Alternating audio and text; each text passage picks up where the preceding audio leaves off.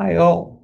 This is Dr. Daniel Sabol, and welcome to the Cognitive Edge, where insights, innovation, and impact all come together to help teachers and students become the best they could possibly be.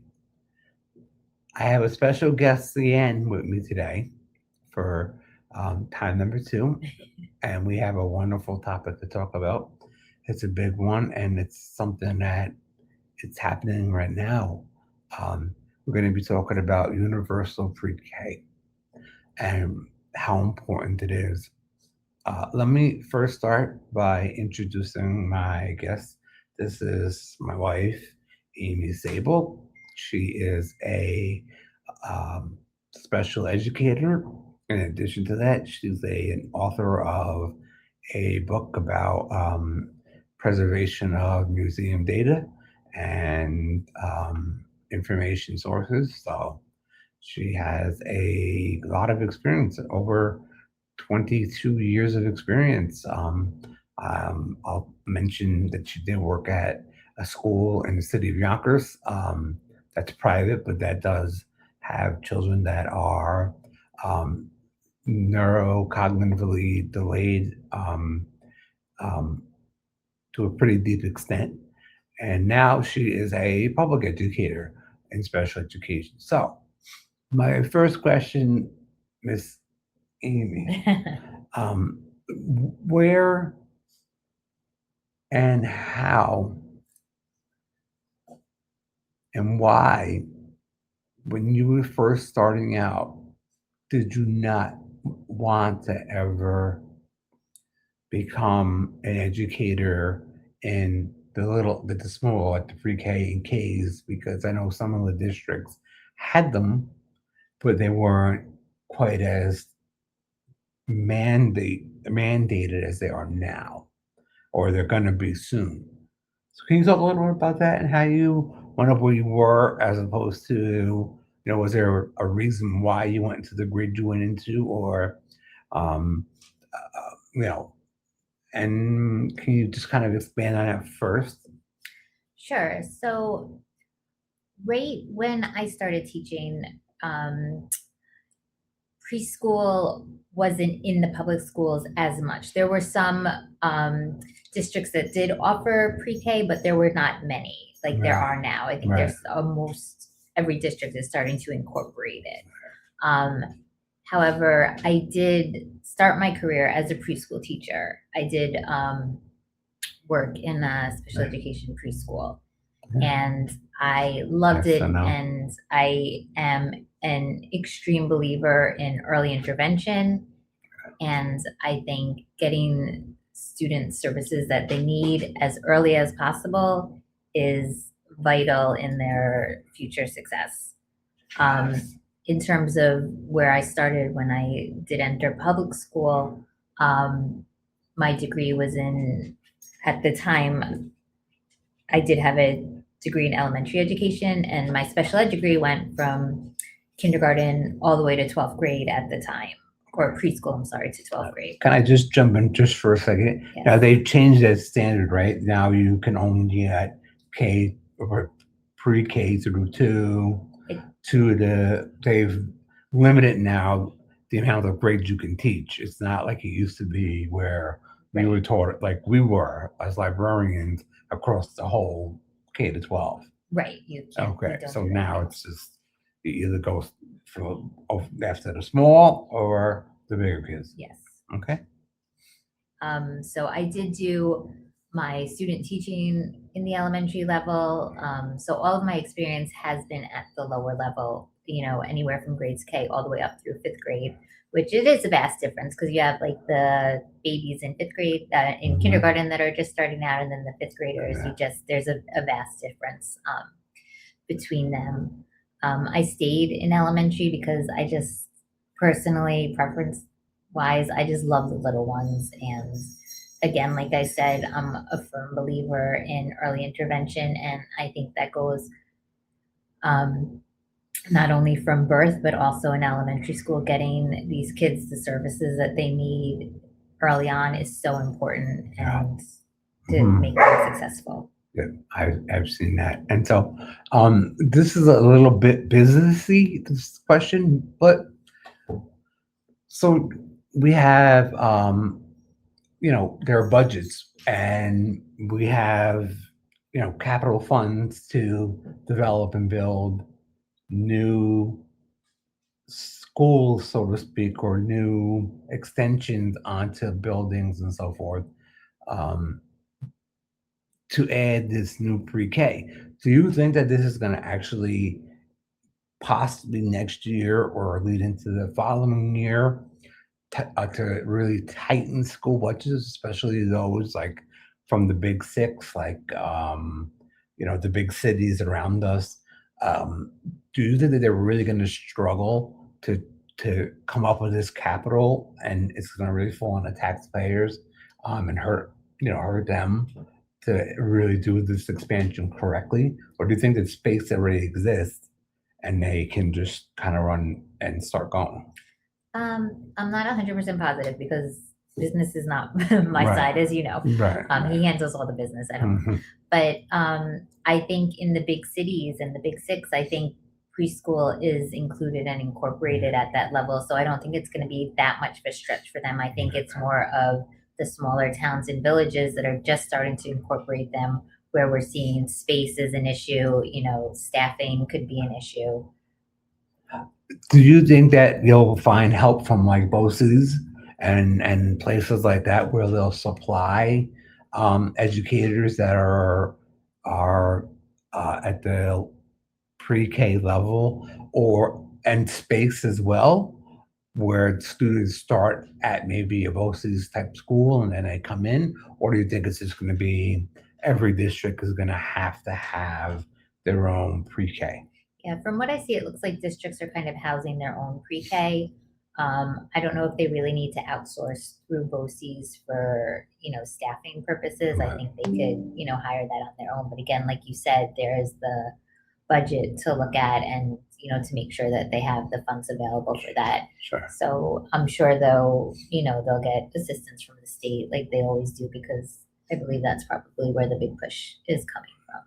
Now, being that you're a special educator, so this shift to pre-K, it's not only for SPED, it's also for regular ed, correct? Yeah, it's So it's both. It's yes. for all students.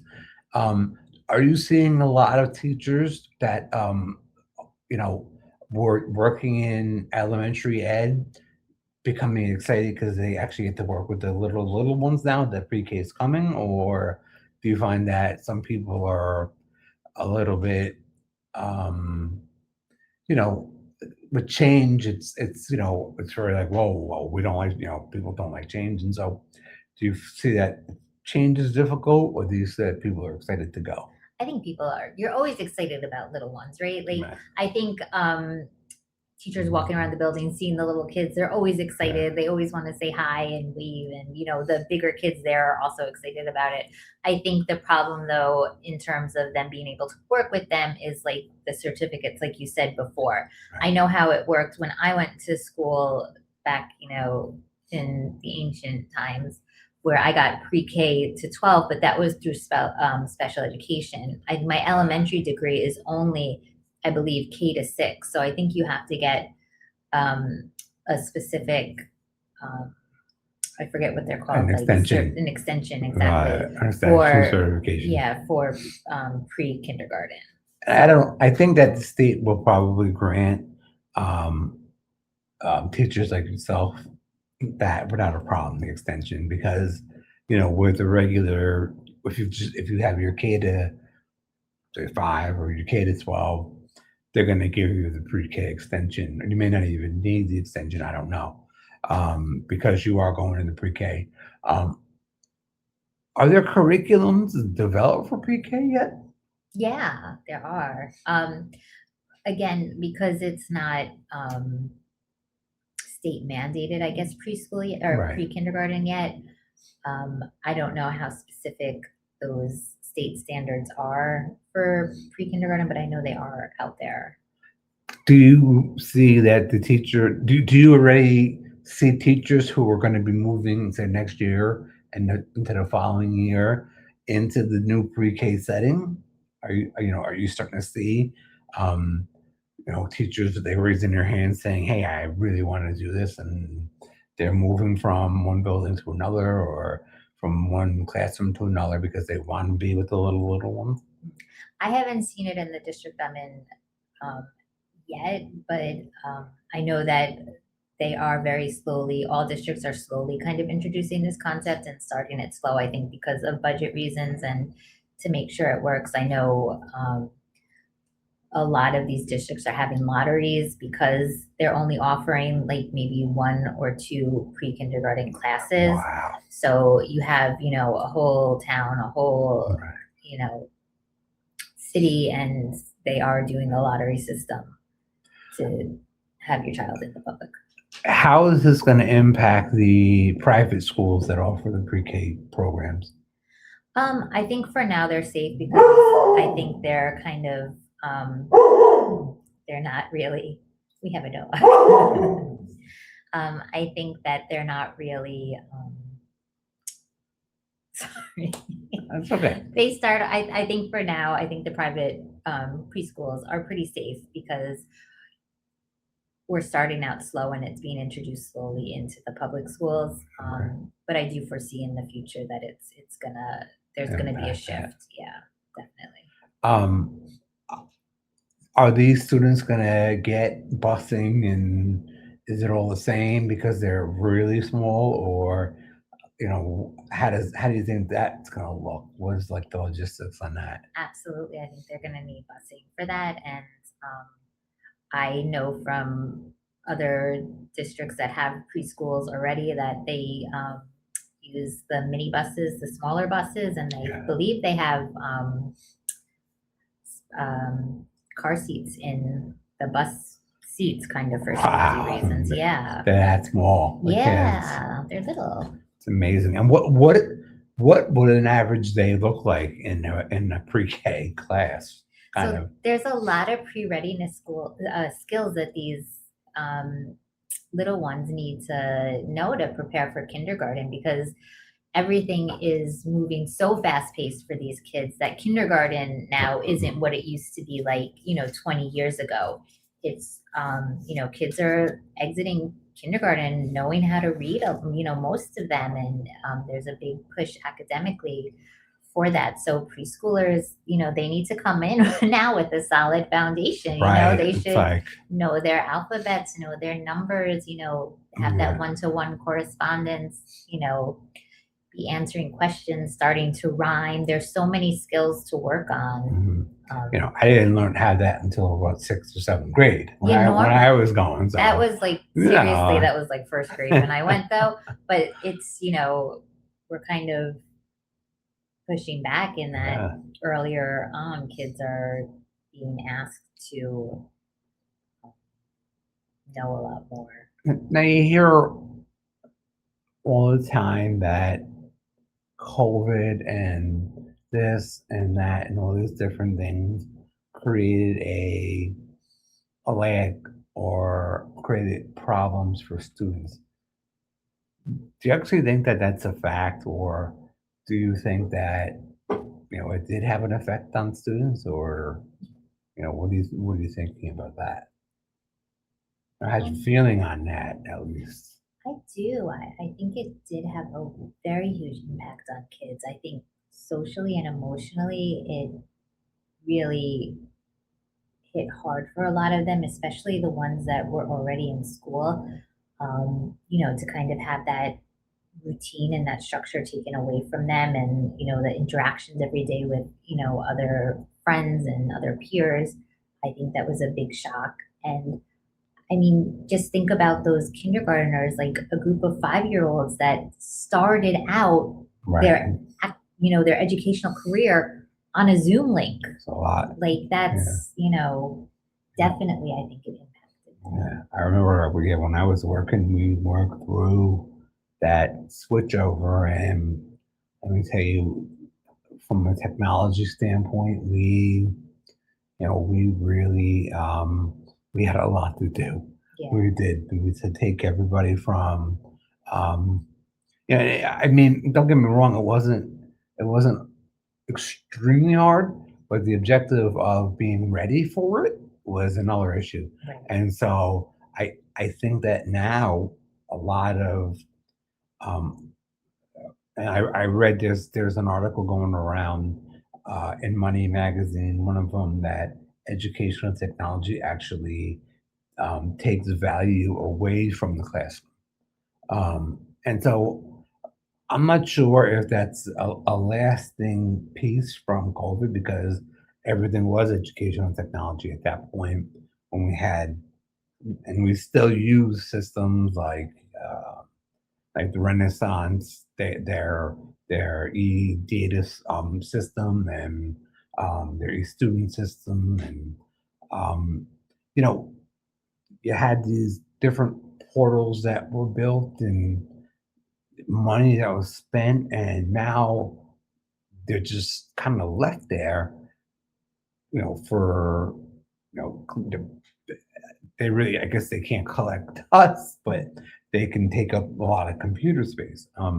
So that was a problem that we saw, and ed tech definitely was a big thing at that point, and I still believe it is. But I think that as a technologist and a technology expert, I think that we just have to find new ways to help you guys in the classroom to make that connection to help you know enhance technology. So, for instance, if you're working with a special needs student, we could bring in the like the augmented learning and um, the different virtual type systems that adapt. They're like adaptive systems where they learn where the students are at, and that's how they kind of gear themselves um, to work at the student's pace. And I, think that's a good thing. But so here comes a big one. Uh, the COVID kids. We're just going to talk about them just one more, a little bit. What is their future going to look like when they graduate? Because they're what? They're middle schoolers now. The COVID kids in 22, so they're about mm, some of them were in middle school. Okay. So do you think that has created some anxiety in them, and it's kind of a learned thing because they had to go from being home for 2 years with us and with their parents and the safety of their home out into the world, and it's now driven a shift in how their behavior is in terms of finding work and understanding kind of how the world worked because they lost, they lost all this time, and it kind of put them back sort of by 2 years of exposure to the world. Do you think that that's actually the case, or do you think that they've kind of just picked up and carried on? I think kids are pretty resilient, and I think most of them have picked up and carried on. I think, some, maybe struggle a little bit more with it, but um, I do think the world is different though, and I think because of COVID, I think everything is more technology based, and I Mhm. think they kind of have a leg up on us old timers because Right. you know they are just so much smarter and so much quicker on computers and everything.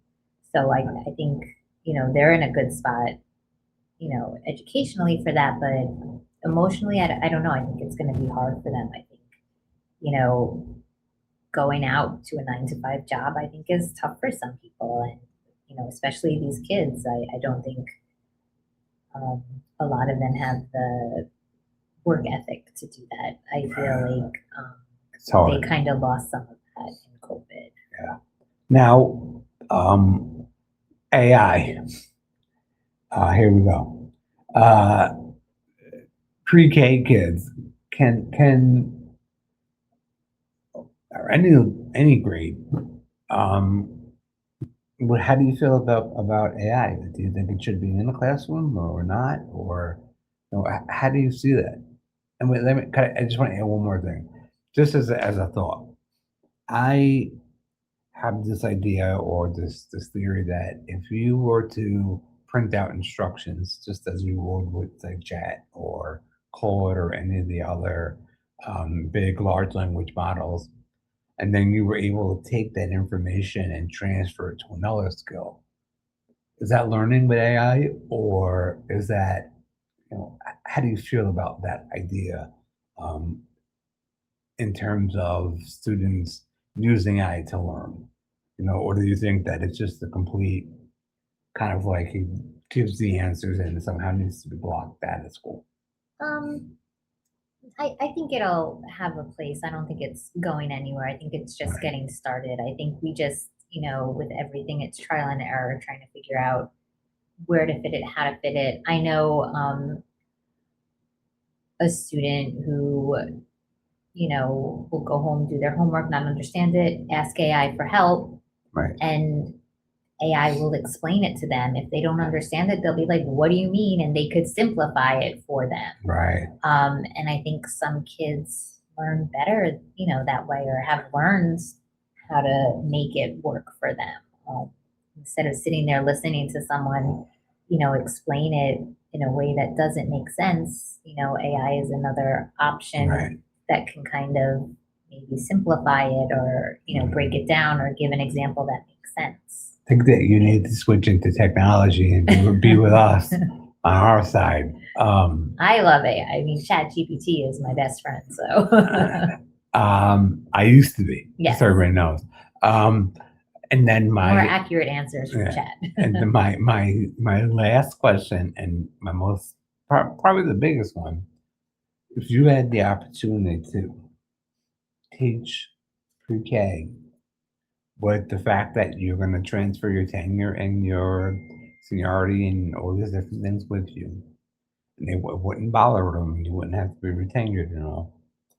Would you go to pre-K, or are you happy with what you do now? um, Gosh, that's a hard one. I absolutely love what I do now, and I don't think um, I would want to change. But those preschoolers, I think I definitely I would want to try it. I definitely think I would try preschool. My only thing is I don't know if I could, spend all that time on the carpet now that I'm older with my bad back. I don't think I'll be able to get up too much. But I mean, they're like sponges, and they want to learn, and they're excited about learning, and unfortunately, as kids get older, they're not as excited, and there's a lot more pushback um, onto teachers nowadays from the kids. Yeah, You know, yeah. so there's a difference. It's exciting with the little ones because every day is a new day. You guys, you heard it here first, firsthand. We have special education teacher and my wonderful wife, Miss Amy Sabol. We thank you for coming on, and we appreciate your always willing to help out, and also the work you do. We thank you for the work you do because special education is by far not easy at all. And it probably could be sometimes overwhelming, especially now that the summer's coming up. You get a lot of regression next year. Um, we thank you guys because all the work you do. So everybody, thanks for watching The Cognitive Edge, and we hope you enjoy this video as well. Tomorrow we have our special guest. This would be our special guest. Tomorrow we're gonna have our special surprise guest, who is a pretty important player in the library industry and game. And this person, hopefully, you'll get a lot just like you do from Amy. Thank you for watching. Have a great day. Bye bye.